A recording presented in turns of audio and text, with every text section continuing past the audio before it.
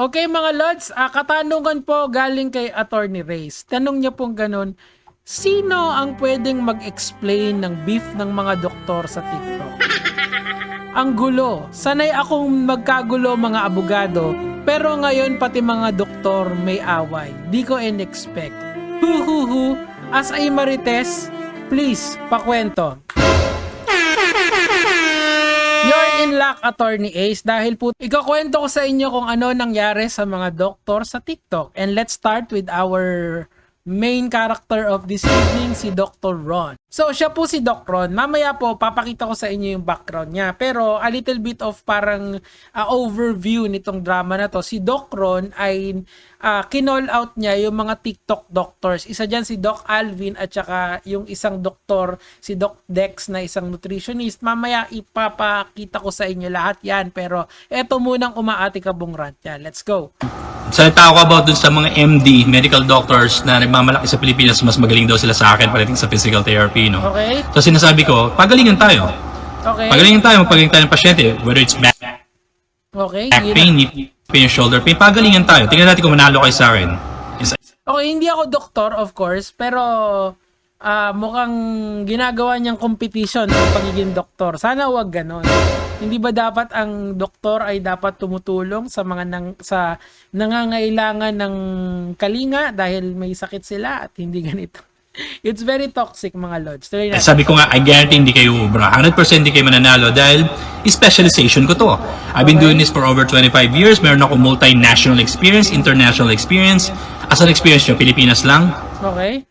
Kasi nga, most of the doctors na kinocall out niya are local doctors. Isa nga dyan si Doc Alvin at isa dyan si Doc Dex. And I think yung iba pang doktor na nag-TikTok. Okay, tuloy natin. Anong graduate ka? Pilipinas lang? Who cares about UP-UST sa ibang bansa? No one cares about UP-UST sa ibang bansa. So itong mga followers itong MD na to, yabang mo talaga, taas talaga ang tingin mo sa sarili mo, mataas man talaga tingin ko sa sarili ko eh. I'm fucking Dr. Ron, motherfuckers. By the way mga Lods, a little bit of background lang sa kanya. I did a little bit of research kasi kay Doc Ron. Bago natin ituloy ang kanyang rant dito, sabi niyang ganon ay meron daw siyang allegedly tatlong TikTok account na naban na, okay? Yung isa dyan, yung 300,000 followers, and then yung dalawa pa, na yung isa buhay pa itong in-uploadan niya ngayon, tapos yung isa naman naban din. Actually, sa Facebook din, ay naban din siya noon pa kasi may mga sinabi siyang hindi maganda about doon sa currently na nangyayari sa pandemic. Mamaya po, ipapakita ko sa inyo lahat yan. Okay? So, tuloy natin yung kanyang rant. Sino ka ba? Okay. Kung putyo-putyo MD ka lang naman sa Pilipinas, wala kang international experience, ay, anong pinagmamalak mo? Yung MD mo? Ano ngayon kung graduate ka sa Pilipinas?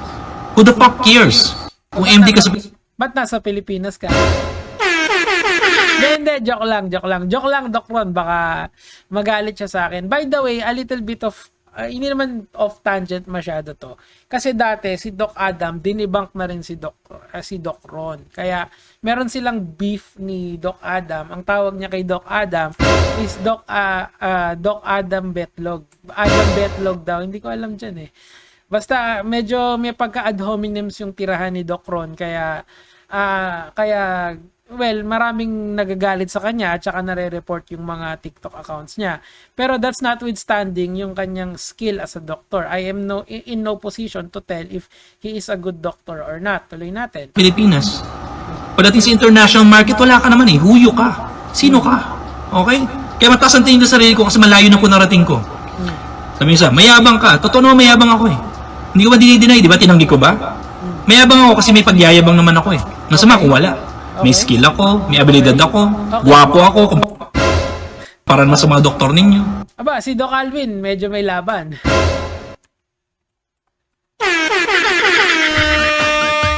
Hindi. Tuloy natin. Diyos mio.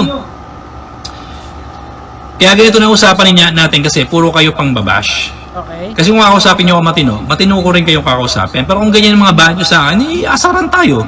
Hindi mo kayo mananalo. Tatlo kami magkakapatid. Lumaki kami nag-aasaran. Laro namin to. Sports namin to. Hindi kayo mananalo. Huwag na kayo mag-try. Doc Ron ang malakas, motherfuckers. I mean, sure. Kung follower No comment. lang kayo ng mga MD na yan, na wala naman sinabi kundi magreseta, sumulat sa papel, tapos PF ko, 2,000 by the way, motherfucker.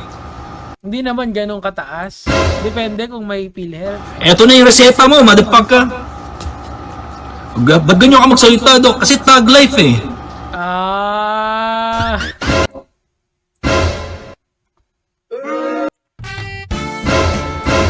Tag life, motherfuckers. Ayun nyo, wala akong respeto sa maraming doktor sa Pilipinas. May mga nirespeto akong doktor dito kasi totoo naman nagpapagaling ng pasyente. Lalo yung mga surgeon, totoo naman nagpapagaling. Pero marami ring surgeon na puro hiwa. Bad trip din ako sa mga ganong surgeon, ano?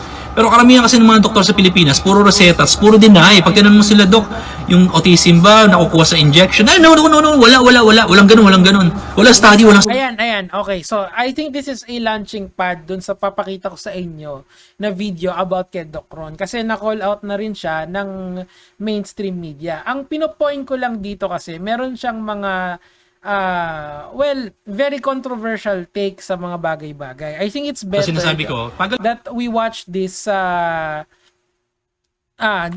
Rappler kasi kinover na siya ng Rappler para lang makita nyo. Eto, sige, let's go. A video claiming the COVID-19 tally in the Philippines is manipulated by doctors is false. Yan. So, meron siyang mga ganyang claim. Pagbabasahin nyo din yung eto, kasi na-ban kasi sa Facebook kasi nga nagkaroon sila ng beef noon dati ni Doc Adam. Maybe ang alam ko kasi si Doc Adam hindi na to tatong tao na to hindi na siya pinapansin kasi gusto na nga mag-focus ni Doc Adam sa pagbibigay ng tamang impormasyon pagdating sa or at least science-based na information pagdating sa medical. Pero etong si Doc Ron ay tira siya ng tira pagdating kay Doc Adam to the point na gumawa pa siya ng page. Ayan, the Adam Betlog. Naalala ko to kasi kinover ko to dati. Eto, this is Dr. Ron. Thanks po sa pakikinig. So, eto, yung claim niya. Si Ron Samaniego, yung totoo niyang pangalan, and siya ay isang physical therapist. Okay, tuloy A natin. video posted by physical therapist Ron Samaniego on Facebook falsely claims doctors are manipulating data to convert non-COVID-19 cases into active COVID-19 cases in the national tally. So, meron siyang mga ganyan. I think it's better po na panoorin yung buong report ng Rappler para makita nyo kung saan nyo siya mailalagay as a doctor. Kasi po, hindi lang yan. Meron na rin, doon sa mga rant niya, may isa na rin pong doktor ang sumagot. Yan si Doc Dex. Actually, nanonood ako kay Doc Dex pagdating sa health. Kasi nakita ko magaling siya magturo, especially sa nutrition. Okay? Sa very science-based and nakukonfirm niya. And ginagawa ko din. Halimbawa, nagturo siya about sa pagpapababa ng blood sugar and yung mga ganyan. Lahat yan natutunan ko kay Doc Dex. Mas gusto nito Etong mga doktor na to, isa yan, si Doc Dex yung isang sumagot. I'm not sure kung si Doc Kilingemaru din ay sumagot directly sa kanya. Pero titingnan natin mamaya. Pero si Doc Dex muna. Si Doc Alvin. Doc Alvin, kung nakikinig ka sa akin, huwag mo na patulan. Parang awa mo na. Okay na to. Tuloy natin. Vlog. Okay? Yun ang ano ko diyan, na interpretation ko kaya yung bumalik sa ospital. Kasi kung totoong manggagamot ka, kung totoong doktor ka, manggagamot ka ng pasyente. Hindi yung puro vlog ka lang, hindi puro advice ka lang online. Hindi naman, pwede naman mag-vlog habang, parang kasi nga, yung ibang doktor kasi ngayon, sideline nila tong YouTube. Parang ano lang, katuwaan lang. Para si Doc Alvin. May prof... Doc Alvin, wag ka na sumagot. Parang hawa mo na. Tuloy natin. Ex makalintal sa specialist sa pagbablog. They're all doctor vloggers. Dr. Ron! Yan na. Si Dex. Si Doc Dex, nagpapasalamat ako kay Doc Dex kasi naka-follow ako sa kanya dun sa Facebook page niya and magaling talaga siya magturo. Napaka simplified yung pagkakaintindi, especially sa high blood, sa diet kasi nga nutritionist siya. Pakinggan natin. Makalintal at hindi po ako vlogger lang. Ako po ay nanggagamot ng mga totoong pasyente. So, iba yung atake ni Dr. Kilimanguru. I don't think na nag-respond siya directly, but ang ginawa niya is parang nagbigay lang siya ng parang blanket statement about that might be covering the issue. Very vague siya. But kung titignan mo within the context ng drama ni Doc Ron, parang it makes sense. Sometimes you don't need big moments to consider yourself as successful. Success is not always loud.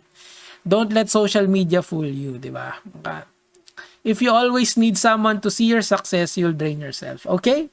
So, very elegant yung naging sagot ni Doc Kilimangguro na I don't believe talaga na pinatamaan niya ng directly. Siguro indirect, but who knows, diba? Ang naalala ko dyan yung sinabi ni Tywin Lannister sa Game of Thrones. Sabi niya ganon, nung nagwawala si Joffrey, King Joffrey, sumigaw si King Joffrey na ganon, I am the king! Gumanon siya, tapos sumagot si Tywin Lannister. Any man who must say, I am the king is no true king.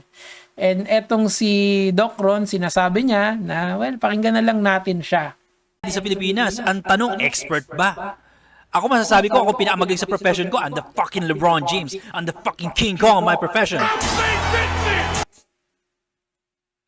Always remember yung sinabi ni Tywin Lannister, any man who says, I am the king is no true king. Anyway, mga kamatis, mga kaibigan, sana magustuhan niyo po ang ating presentation ng Chismis for today. Shoutouts kay Attorney Reyes. Yun lang naman po yung sa akin for today. Gege mga lods.